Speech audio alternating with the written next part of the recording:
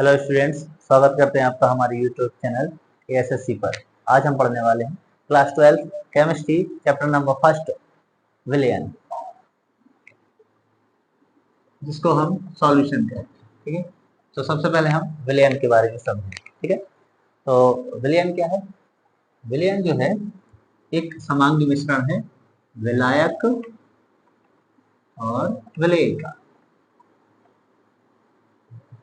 जब हम विलायक और विलेय को मिश्रित करते हैं या मिक्स करते हैं, साथ लाते हैं, तब बनता है विलयन। क्या बनता है? विलयन।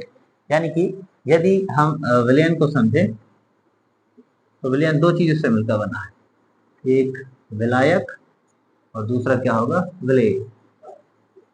ओके, यदि हम विलायक को ए माने और विलेय को मानेंगे बी, ठीक है, तब हम विलायक को बोल सकते हैं ए और विलेय हो जाएगा अपना बी।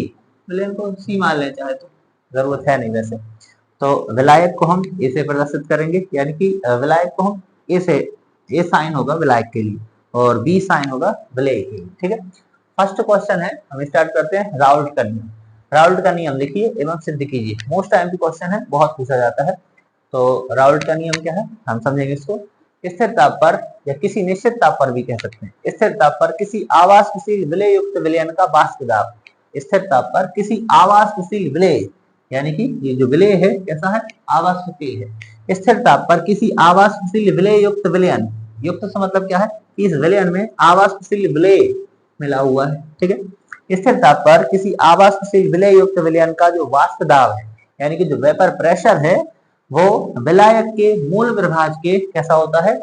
समानुपाती होता है, अनुक्रमानुपाती भी कह सकते हैं। ठीक है, तो स्थिर ताप पर किसी आवासशील विलेय युक्त विलयन का वाष्प दाब विलायक के मूल प्रभाज के अनुक्रमानुपाती होता है, या फिर कहेंगे कि समानुपाती होता है। तो हम यहाँ पर ये रहा राउल्ट का नियम, हम लिखेंगे यदि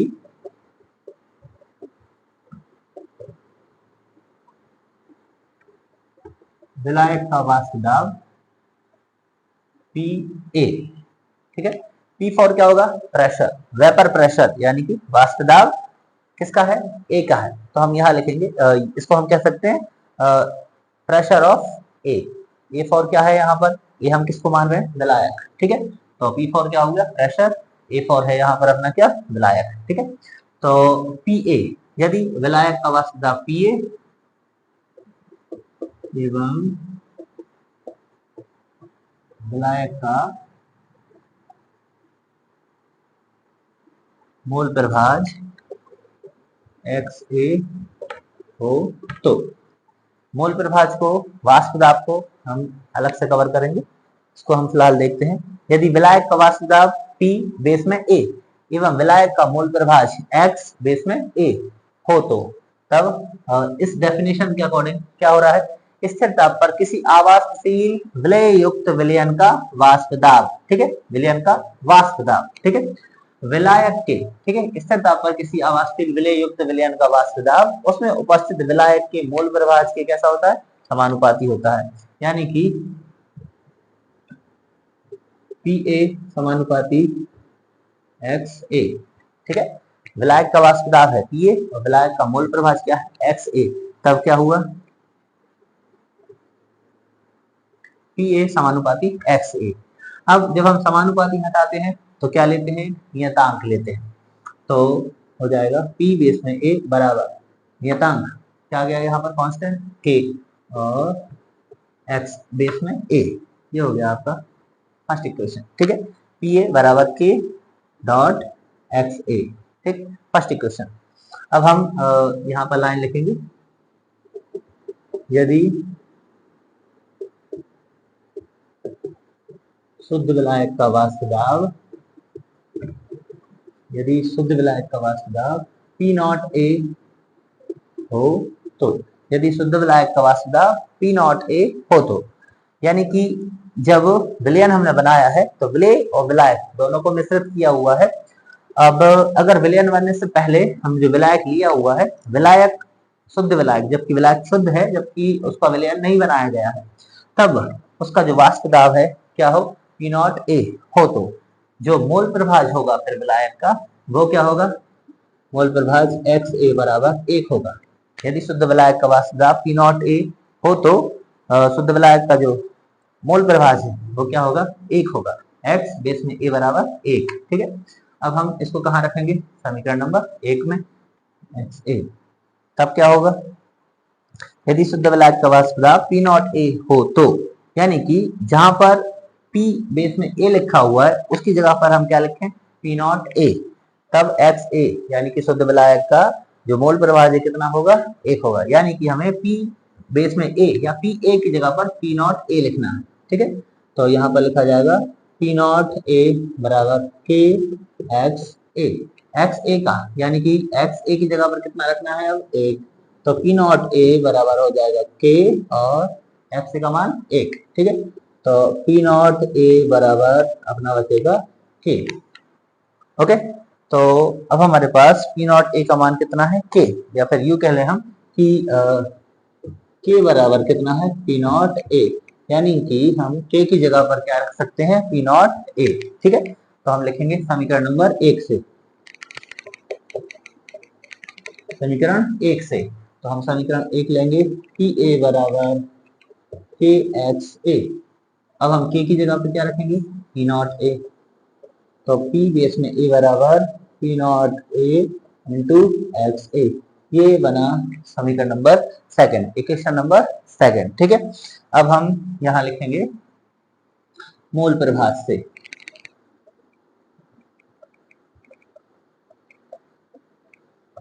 मोल प्रभाज इसको हम फिर से बाद में कवर करेंगे।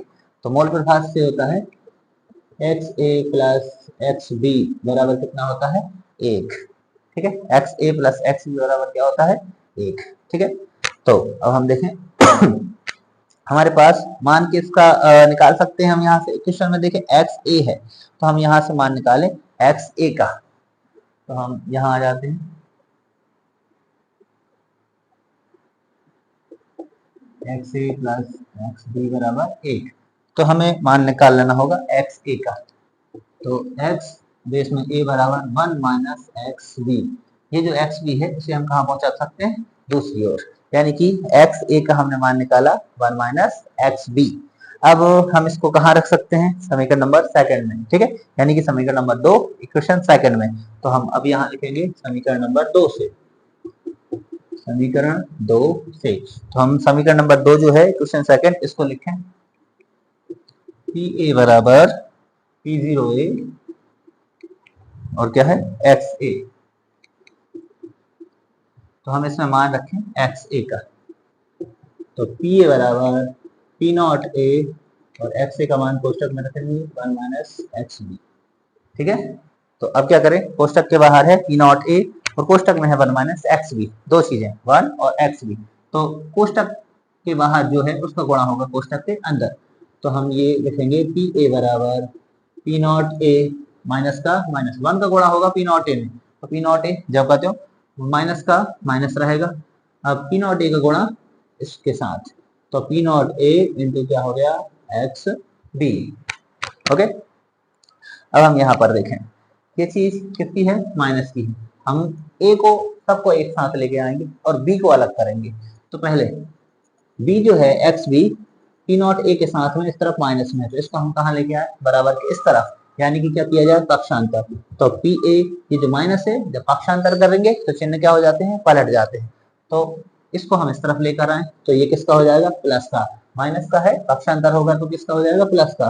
P naught A X B बराबर इस तरफ क्या बचा, पी नॉट ए। ओके, अब ये जो ए है हमें सारे ए एक तरफ करना है, ठीक है। विलायक एक तरफ, विलेय एक तरफ, ठीक है। तो इस वाले ए को अब हम दूसरी तरफ पहुंचाएंगे। यहाँ बचेगा पी नॉट ए इंटू एक्स बी बराबर पी नॉट ए। अब ये वाला पी ए दूसरी तरफ जाएगा, पक्षांतर होकर तो माइनस बचा पी ए। ये प्लस का है, बराबर की उस तरफ जाएगा तो किसका हो जाएगा, माइनस का। अब क्या है, यहाँ देखिए पी नॉट ए और एक्स बी गुणा में है, तो गुणा वाली चीज कहाँ जाती है, भाग में, या फिर कह सकते हैं बटे में। तो एक्स बी बराबर निकलेगा P naught A minus P a full बटे क्या बचा, पी नॉट ए कहाँ जाएगा, बटे में, तो हो जाएगा पी नॉट ए। अतः स्पष्ट होता है कि शुद्ध विलायक का अब यहाँ लिखा जाएगा अतः स्पष्ट होता है कि विलेय का मोल प्रभाज, x क्या है मोल प्रभाज, और b किसके लिए था, b है विलेय, ठीक है। तो एक्स बी, जैसे कि अभी हमने यहाँ लिखा विलायक का मोल प्रभाज, विलायक का मोल प्रभाज यानी कि एक्स ए, अब यहाँ पे क्या है एक्स बी, तो ये क्या है विलेय का मोल प्रभाज, बी फॉर क्या है यहाँ विलेय। तो अतः स्पष्ट होता है कि विलेय का मोल प्रभाज वाष्प दाब में आपेक्षिक अवनमन के बराबर होता है। इसको पढ़ेंगे वाष्प दाब में आपेक्षिक अवनमन, ये फुल, ठीक है, P naught A minus P A upon P naught ए बराबर एक्स बी, यानी अतः स्पष्ट होता है कि विलेय का मोल प्रभाज वाष्प दाब में आपेक्षिक अवनमन के बराबर होता है। यही राउल्ट का नियम है। Thank you.